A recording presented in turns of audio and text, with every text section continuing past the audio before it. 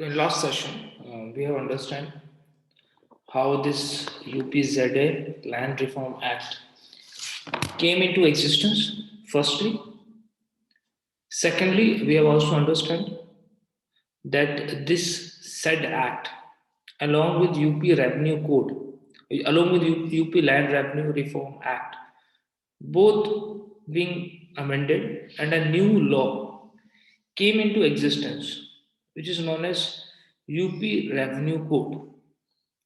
So basically, the law which we are going to study is UP Revenue Code. The question which came here is this: that how and why there was a need of such changes. So till date, we have understand one thing, that why we need ZA, why we need ZA Act. So this we have understand in last class. Today's our focus will be how and why this ZA was required to change into UP Revenue Code. So what changes basically the said new law bring into the existing law. So what we have studied, I have given you a basic orientation that UP Revenue Board has such has not changed a lot.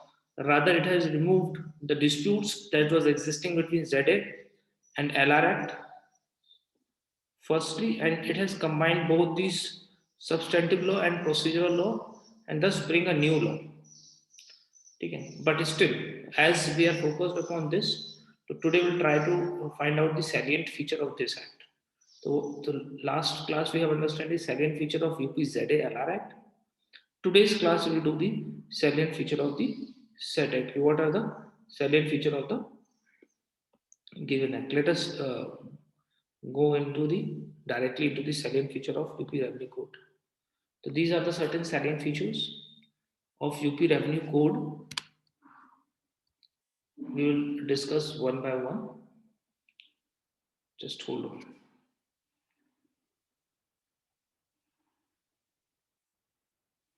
I'm having issue with Discord. Okay, so this is better. In this format is better basically.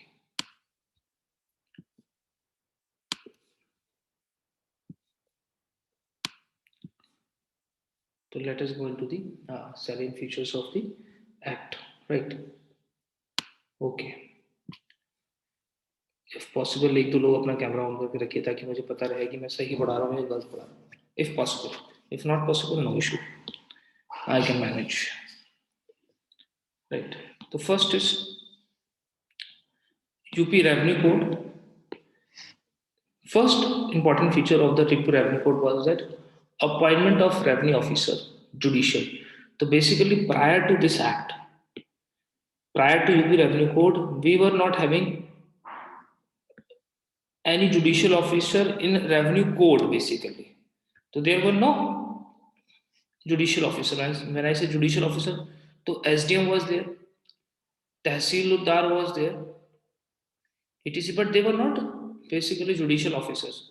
They were basically what? They were only administrative officers doing judicial functions. So they have to do judicial function under the act, but their knowledge was administrative in nature. This is first time this act introduced a concept that now when a SDM or a Tahsildar, so basically what this code did, they create a new type of journal, new type of officer, which are known as Tahsildar Judicial or SDM Judicial. The first thing of this act was done that SDM Judicial or Tahsildar Judicial was added. So basically, they have created a new cadre. That is, the when judicial function is to be performed, a person having a knowledge of law or a judicial background will be appointed as SDM Judicial or Tahsildar Judicial. This was first thing, salient feature of this act. So this was firstly added by this said act. Second important thing was this. They talk about division of Ming Jumla number. What do you mean by Ming Jumla number? And these are certain terms which are going to come into our studies, but I will be keep on explaining them. So min jumla number, basically what happened in practice, what happened when two people enjoy the property jointly. Jointly, what has happened? That means there is no physical division. The property does not has physically divided, but on paper it is divided. On paper, divided. So there will be situation where property is divided on paper, but it is not divided on the physical prospective. वो जो properties होती हैं वो मिन जुमला number कहलाती है. मिन जुमला नंबर. और what was happening prior to this act, what was happening कि in order to give them a physical division, जो properties the properties which are already being divided on paper, उनका फिजिकल डिवीजन के लिए भी suit file किए जाते थे. And that was creating a pendency into the create. So what they have, they talk about this act, basically talk about that now collector have a power to order the division of mun jumla number on the basis of the record they have. So there is no need to file suit now. ठीक है. तो this was merely for the physical partition of min jumla number. No need to bring the pendency of the suit. Collector directly can order that okay, as per the record, these are the share of the people. Please get them physically divided. ठीक है. So this will also reduce the pendency of suit. So this was a new concept added to this act. So two new concept was added. Min jumla numbers का physical division directly through the collector. ठीक है. The provision of this is given under section 30, clause 2 of the act. So section 30 clause 2 of the act basically talk about, we will study this also when we are doing rights of the parties, तो हम इनको इसको अच्छे से करेंगे. So this was another salient feature which talk about that if the parties are enjoying min jumla numbers, that is they are using property altogether, but on the paper the property is already being divided, then for particular physical division there is no need to bring the suit. ठीक है. Rather on the basis of that min jumla number, on the basis of that paper record, we will give you a physical division. तो जिस paper record में जिस तरीके से share distributed है already, we will physically define or design or divide the property accordingly. Right. Second thing, division of shares of co-sharers. What was happening? जो co-sharers थे, same like min jumla number, there were also concept of co-sharers. Again, it is also same thing. In this, what was happening? Property was physically divided, but on paper it is not. On paper, not divided. The people are enjoying the property with division. They are acting as a co-sharers. ठीक है. They are enjoying their individual shares. तो उन्होंने अपनी family में बैठ के decide कर लिया मेरा शेयर ये, मेरा शेयर ये. But on paper it is still the same number. They say for this also there is no need to file a separate suit. For this also people used to file a separate suit. कोई provision ही नहीं था. तो under UPZA Act there was no provision for division of such share, right? Like for this also you have to file the suit. But now this said law has done that as per the physical division, खतौनी can be, record can be, I won't use the word खतौनी because हमने उसे पढ़ा नहीं अभी तक. Records can be maintained. तो what was happened? तो पहले क्या होता था, पहला मैटर डिस्प्यूटेड हो या नहीं, मैटर इज डिस्प्यूटेड और not. What was happening, just hold करिएगा एक minute.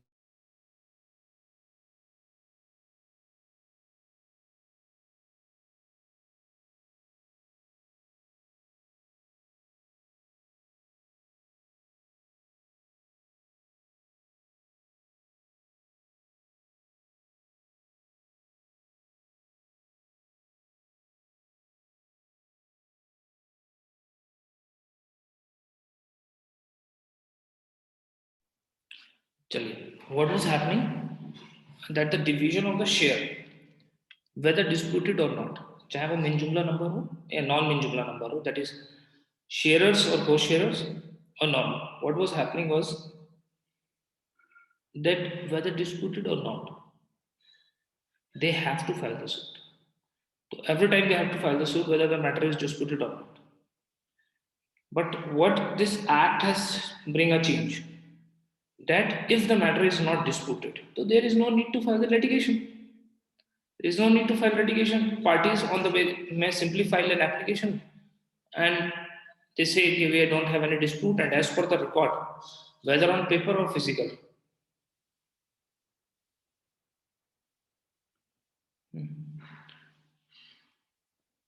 changes will be made.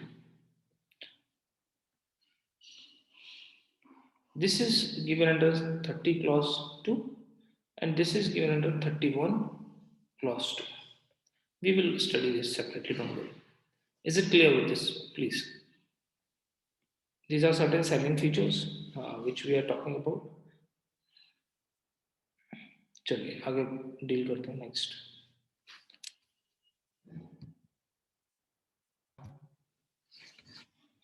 Changes which was made by this act was correction of error and omissions. So what was happening prior to the 2006 Act? So basically 2006 Act has come into force on 11 Feb 2016. So this is not very old law. Though its name is 2006, but it came in force in 2016. So it was drafted in 2006, but it came in force in 2006, so 4 to 5 years back only. Right. So correction of error and omissions. What was happening earlier?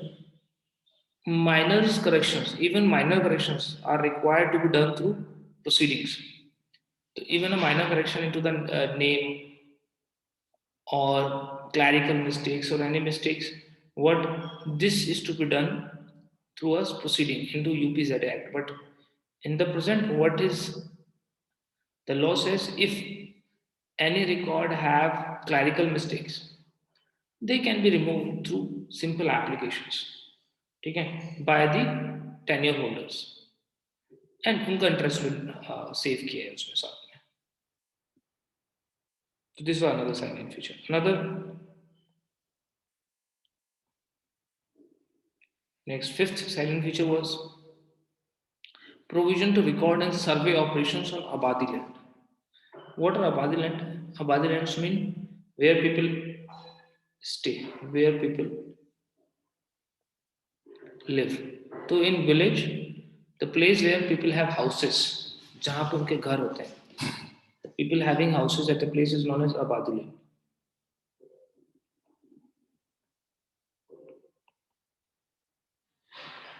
ठीक है, तो जहाँ पे उनके घर होते हैं वो आबादी लैंड कहलाता है. राइट. तो these आबादी lands, they were, what was happened, इनका कोई रिकॉर्ड नहीं था. Prior to 2006 there was no record of such आबादी lands. So who is having, ownership was not decided. Basically people are having homes, people having homes on the land, home on land, but record was not there. The government was not having record ki who have what land, what amount of land is with whom. This was missing.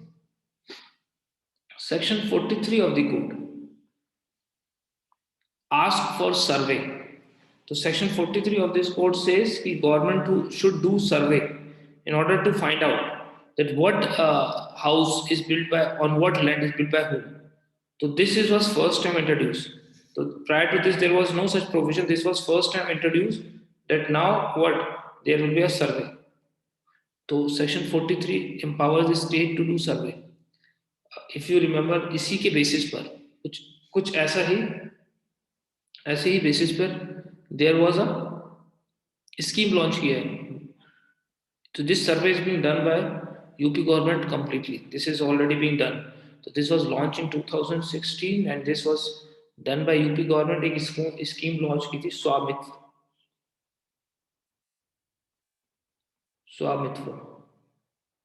This is a central government scheme. इसके basis पर they have done a survey of Awadi land, which is as per the provision of section 43 of UP Revenue Code. So this was first time introduced, right? Another salient feature of this act was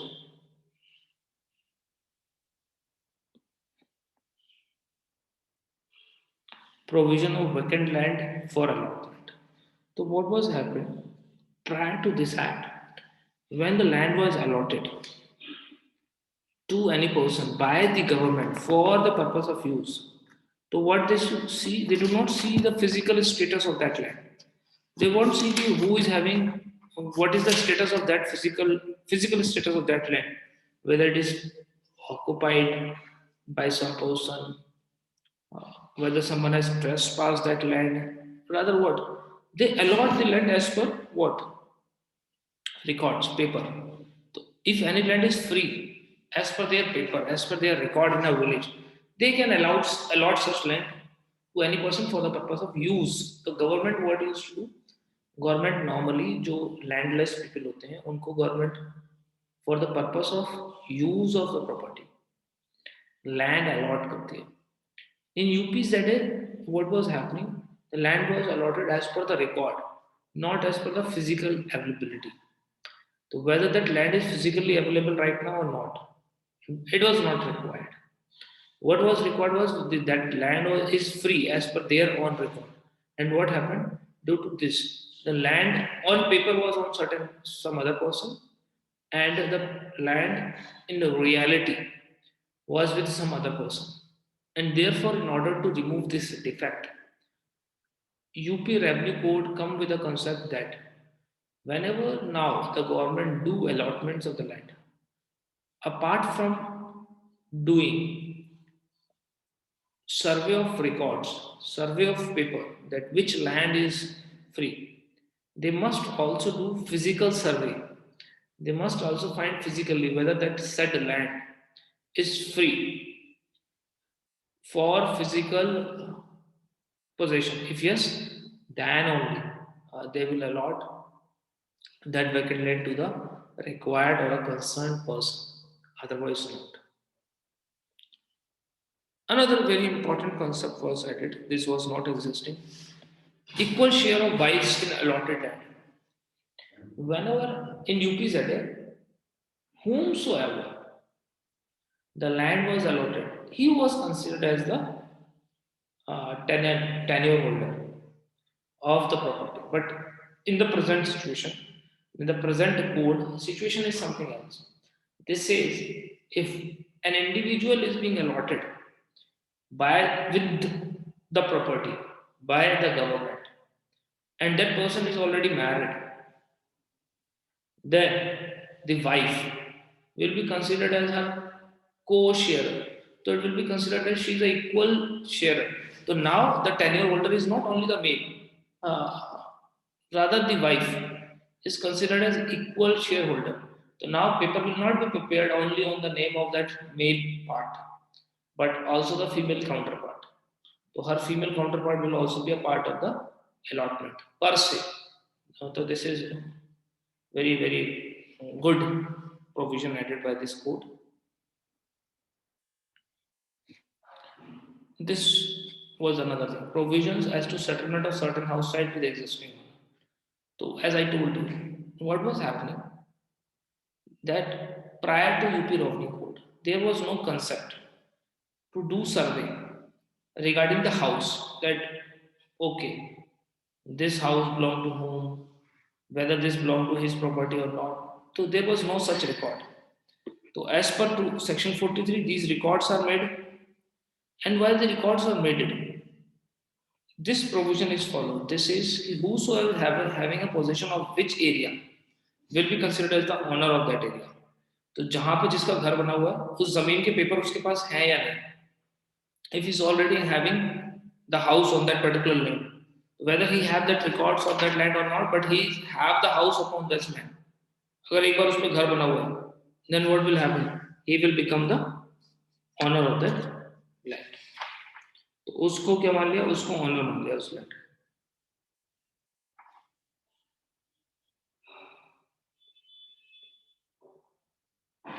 तो this was another new concept. तो अभी जो हमने स्वामित्व scheme के बारे में पढ़ा उसमें यही किया उन्होंने। तो जहाँ जहाँ पे जिसका घर बना हुआ था वहाँ वहाँ पे उसको ऑनर बना दिया, उसको उसके नाम के पेपर भी अलॉट किए जा रहे हैं। ठीक है, तो this was new concept. And this was given under section 67 clause A of code. ठीक है, तो section 67 clause A. Then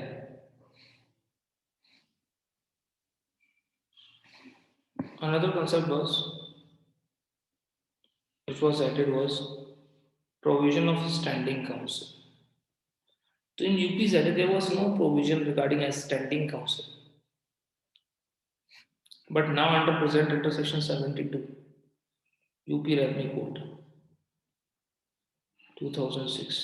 But in the present act, what this is that for to represent the government, there must exist a standing council, both at board of level, district level, tehsil level, as each every court at every level of court. So same like PP. So like PP exists in district courts to represent the government, same way to represent the government in revenue matters. These standing councils will be appointed. These standing councils are appointed through the state government. एक mechanism follow करते हैं, DGC appoint होता है, फिर district, वो पूरा एक mechanism है, बट हम उसमें नहीं जाएंगे, 72 जब पढ़ेंगे तब उसमें जाएंगे. But this was another concept which was added by the said act. And another important concept, very very important concept, this is this law. What this law do? This law converts all Assami. So Assami is a class of tenure holder. They convert all Assami with Bhumidhar with transferable rights. तो जिस दिन revenue code force में आया, बोला उस दिन से जितने भी असामी हैं, the day on which this code came into existence, all Assamese were converted into Bhumidhar. We'll study that how. This is given under section 76 clause double D. What is the manner of converting them is given under 76 clause double D. We will be converting Assami when we will be reading. Assami is a class of tenure holder, class of agriculturist existing in a law. To this law, what they do, they convert Assamese into Bhumidhar with transferable rights as per 76 clause double D. ठीक. Assami is having less rights than these have more rights. So you have less rights, they have more rights. We will be doing all these in details also. What do you mean by term Assami? What do you mean by term Bhumidhar with transferable right? What do you mean by the term government lessee?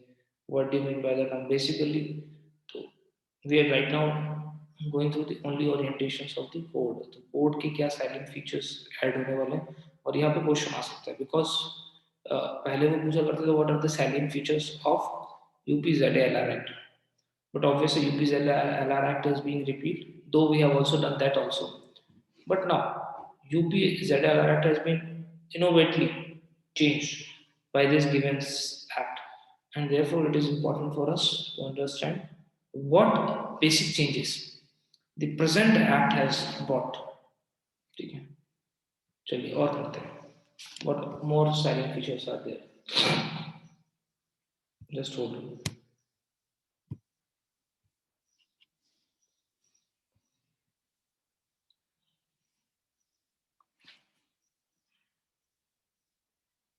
चलिए next, provision to maintain the record of land declared for non-agricultural purpose. This was not earlier done. So what was happened into UPZLR Act? What was happening basically? Any land which is declared non-agricultural land, they were not required to be maintained as per the provision of UPZLR Act. Like unki khatoni, khasra, everything got extinguished. So these agricultural lands were not required to get notation, right? There was no need to maintain any record of these lands. in UP ZLR Act. So any land which is being declared, so what basically under UP Zamindari Land Reform Act, the tenure holder, the person who is having the property, the agriculturist basically, have a right to declare, to get their property declared from agriculture, from agriculture to non agriculture. Collector के पास ये power होती है, अभी भी है. इस power still with the collector. तो collector basically on the application of the tenure holder have power to convert the property from agriculture nature to non-agriculture nature. Because in UP Revenue Code, if a property, UP ZLR Act also, if a property is of agricultural nature, you cannot cultivate anything, you cannot do anything basically other than cultivation.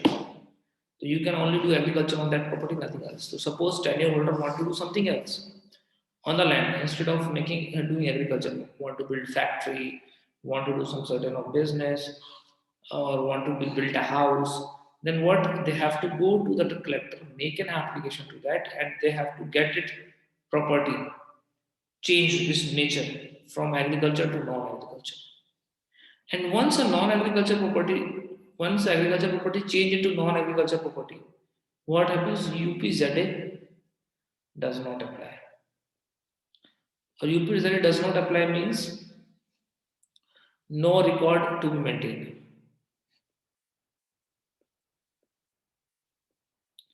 Anymore. इस record को maintain करने की जरूरत नहीं थी. It was an old law as per section 143 of old law. So this was 143.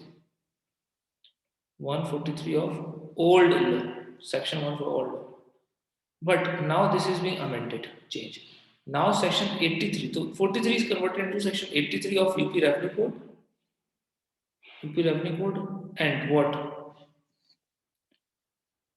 Even property get declared to be non-agriculture.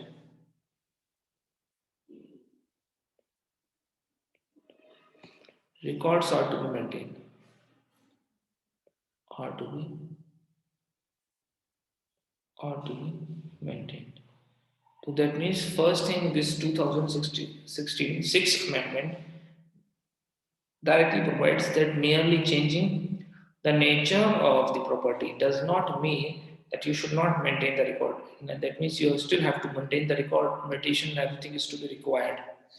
Moreover, just add on, this section is amended. This section is amended in 2019 and 2018. So this section is amended in 2018 and 19. What amendment has been made to this? We will study later. But a more positive amendments related to non-agriculture properties be made in the said section. तो ये तो अभी जो है वो पढ़ रहे हो तो exist करता ही as it is. Apart from this, other certain positive amendments are being made. Right? चलिए. Let us read to next provision. Let us go to the next provision. What is the next?